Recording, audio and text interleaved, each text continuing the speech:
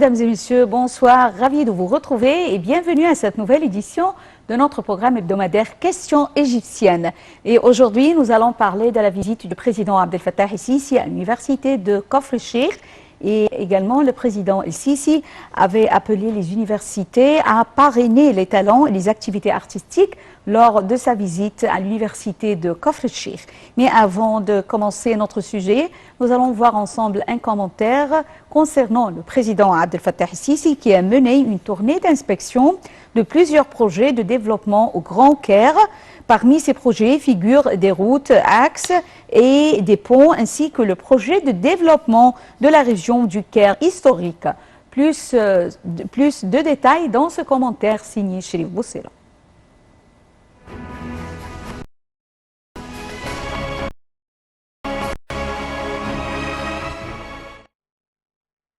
Le porte-parole de la présidence, l'ambassadeur Bassem Radi, a déclaré que le président Abdel Fattah el-Sisi a effectué ce vendredi une tournée d'inspection des nombres de projets de développement du Grand Caire, dont des projets de rénovation des régions du Vieux Caire. Le président Abdel Fattah el-Sisi a inspecté même projets de réaménagement et de modernisation des quartiers du Grand Caire, dans des zones à Misr al-Qadima et Maghr al-Ayoun. A fait savoir le porte-parole de la présidence de la République, l'ambassadeur Bassem Radi. Le chef de l'État a également inspecté les travaux de construction de l'axe routier Hassaballah al-Kafraoui qui relie le sud de l'Égypte avec la région de Mahdi en passant par un pont au-dessus du périphérique et un autre pont au-dessus de l'axe routier Al-Shahid pour arriver à l'est du Caire et au nouveau Caire à travers l'axe routier Maréchal Mohamed Fahmi. El-Sisi a échangé les salutations avec les travailleurs des ateliers de poterie du Vieux Caire et a pris connaissance de leurs demandes. Le président a échangé quelques petits mots avec les citoyens qui se sont arrêtés pour le saluer.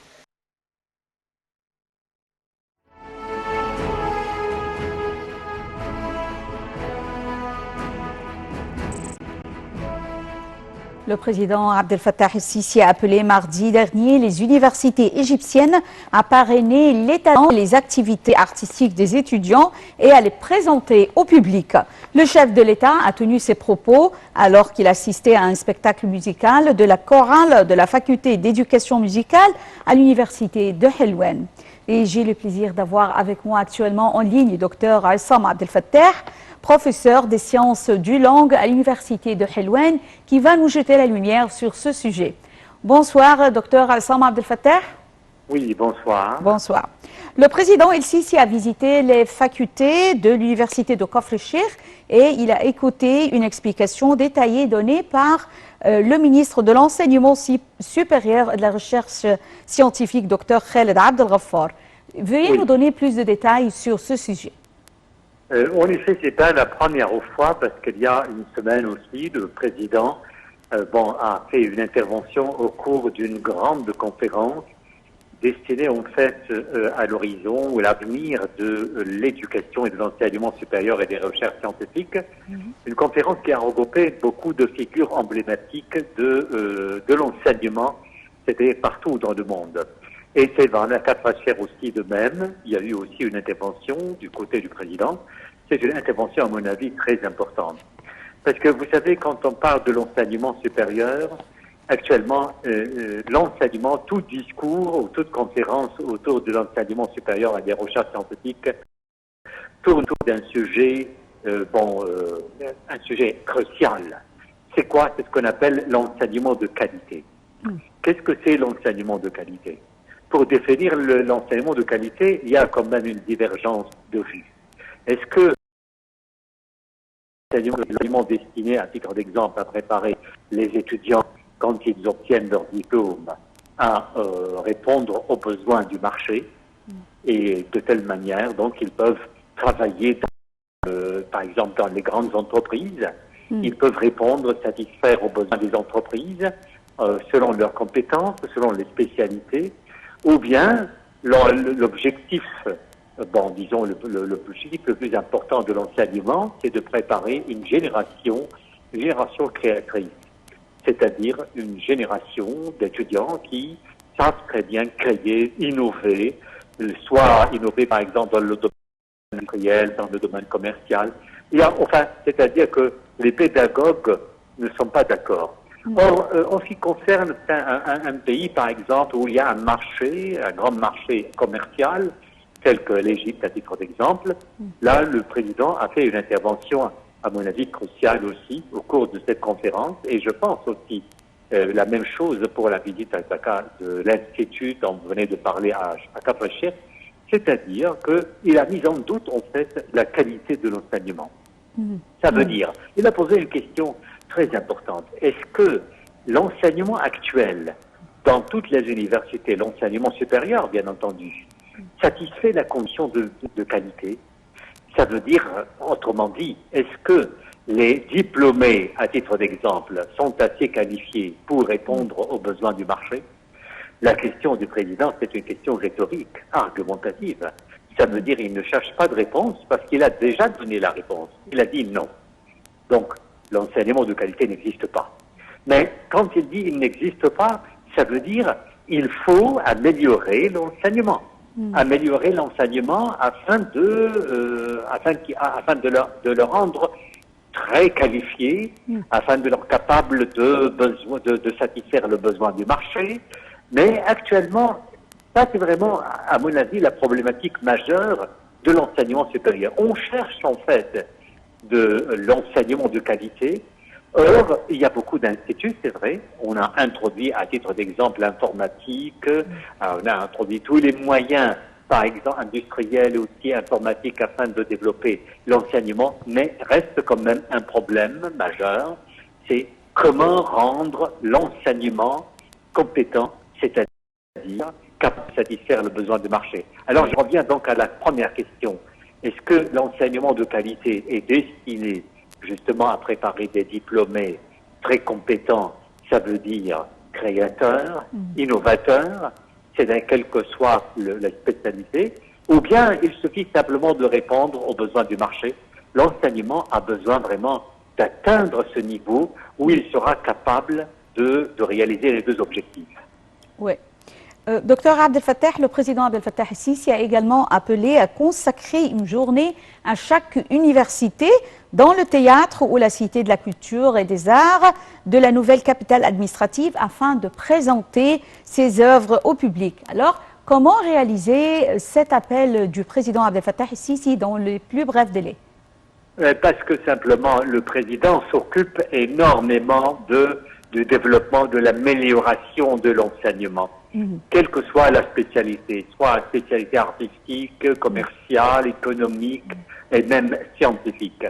Il s'occupe énormément parce qu'on ne peut pas développer un pays si on n'attache pas assez d'importance à l'enseignement. L'enseignement, à mon avis, c'est à l'origine de toute civilisation. C'est-à-dire que si par exemple il y a énormément d'universités, beaucoup d'écoles, beaucoup d'instituts spécialisés, mais on ne dispose pas vraiment d'un enseignement qualifié, compétent, et donc à quoi ça sert alors? Nous avons beaucoup d'universités scientifiques, des universités, nous avons actuellement l'université américaine, britannique, japonaise, russe, et d'autres universités privées. Or, jusqu'à maintenant, on attend vraiment une matière, enfin, un contenu très élevé, capable de préparer une génération créatrice. Et ça, c'est le problème. Et si le président actuellement assiste à l'inauguration de toute conférence ou bien, par exemple, tout établissement scientifique concernant l'éducation ou l'enseignement ou des recherches scientifiques, c'est parce qu'il accorde une importance primordiale à l'enseignement et aux recherches scientifiques. Ouais. Le président ici a de même visité les stades de squash, de football et de tennis de l'université. Comment voyez-vous l'importance accordée par le président Abdel Fattah el-Sisi au sport? Sport, généralement, parce que quand on veut avoir ici une génération aussi de bonne santé. Le sport aussi, c'est très important parce que on est en train de construire, de développer, soit du côté physique, soit du côté mental, intellectuel.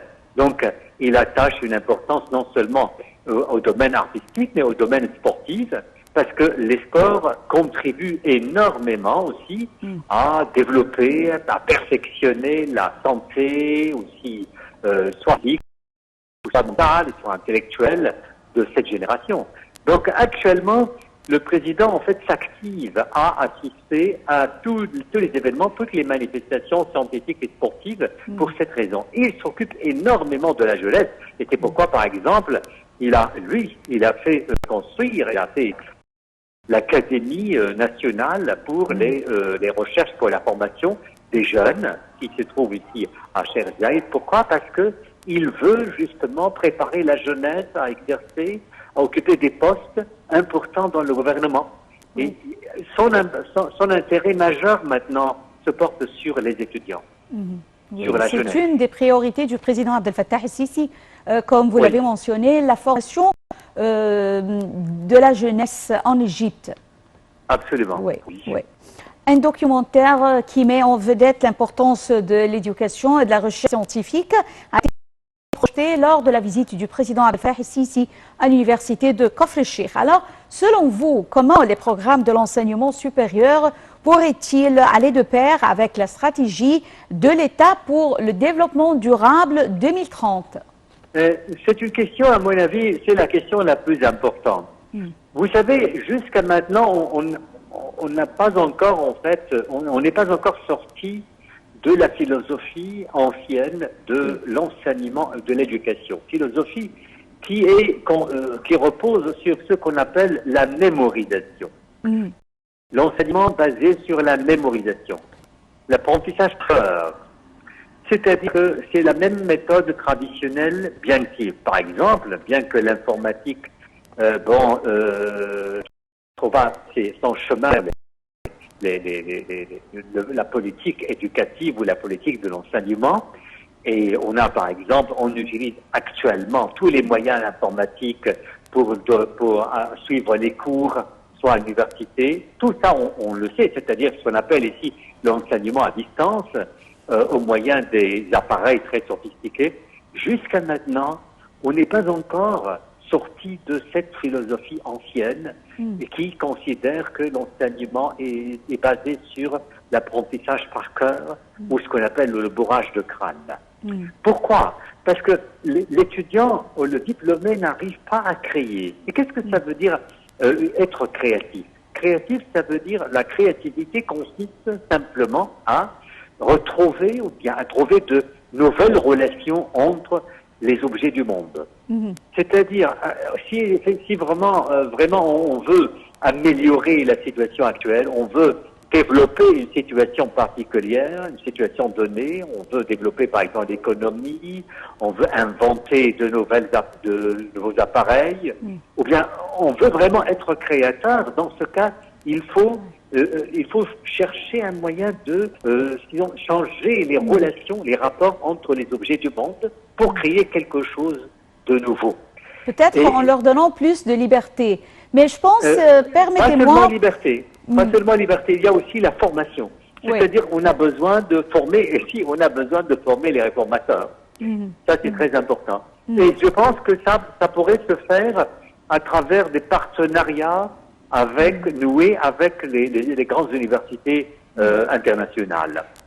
Permettez-moi, docteur Assam Abdel Fattah, mais on trouve pendant ce temps plusieurs génies, plusieurs jeunes étudiants dans plusieurs universités, soit privées, soit gouvernementales. Alors on trouve des génies égyptiens qui ont, on peut dire, qui jouissent du talent.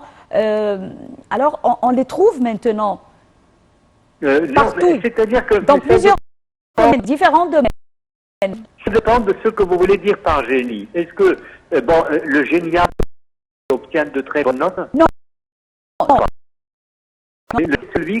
Le génie, est-ce que le génie a inventé quelque chose de nouveau qui pourrait, par exemple, résoudre un problème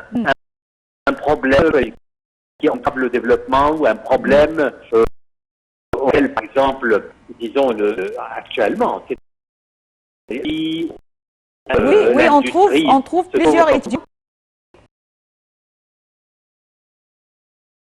lors de cette visite,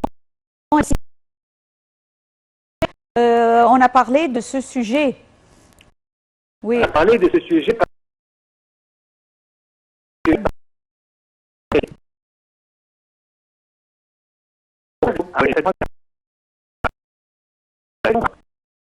Le Kafrecher. Il a dit justement, il y a deux choses. C'est vrai, il reconnaît qu'il y a deux facteurs importants.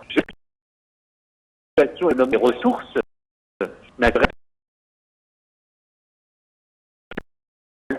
c'est-à-dire si les pays, par exemple, disposent des ressources,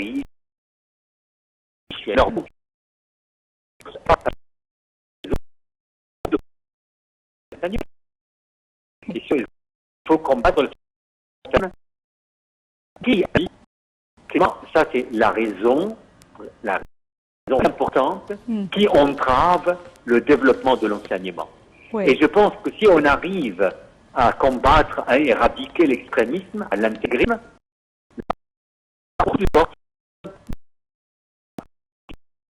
oui.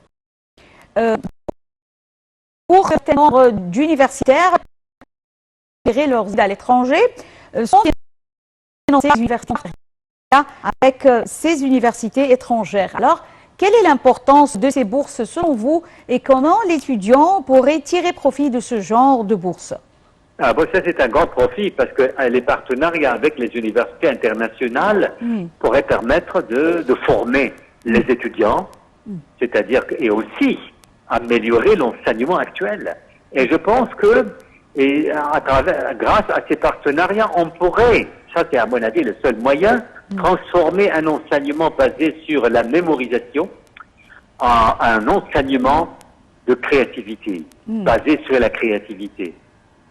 Oui. Les universités inaugurées récemment sont caractérisées par de nouvelles spécialités dans divers domaines. Comment voyez-vous cela? C'est-à-dire actuellement, ça c'est normal, étant donné que vous savez que très bien le savoir scientifique s'est ramifié et actuellement nous sommes par exemple, les sciences traditionnelles, biologiques, physiques, actuellement on parle de l'interdisciplinarité. C'est-à-dire actuellement on parle, à titre d'exemple, on parle de la psychologie juridique, on parle à titre d'exemple le droit social, sociologie. Il y a maintenant des terrains qui se trouvent en fait à cheval entre plusieurs disciplines.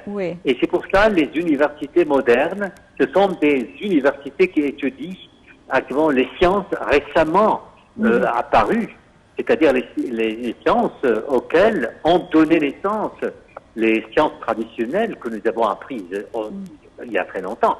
Mais actuellement, par exemple, il y a l'informatique qui est ramifiée actuellement en plusieurs sciences. Donc l'informatique est entrée dans la médecine. Et aussi, il y a aussi à côté de ça, on parle actuellement de quoi? De la psychologie sociale, parce que c'est pas tout à fait, c'est pas complètement psychologie, mais c'est ni totalement sociologie. C'est-à-dire plusieurs branches. Oui, donc d'où la nécessité peut-être de créer de nouvelles universités qui s'occupent de nouvelles sciences récemment parues. Docteur Assam Abdel Fattah, professeur des sciences du langue à l'université de Helwan, je tiens à vous remercier infiniment pour ces explications. Merci d'avoir été avec nous. Je vous en prie. Merci beaucoup. Merci à vous. Mesdames et messieurs, nous arrivons à la fin de cette édition de notre programme hebdomadaire Questions égyptiennes. Et rendez-vous la semaine prochaine, mais avec une autre question égyptienne. Merci pour votre fidélité à NLTV International et bonne soirée. Au revoir.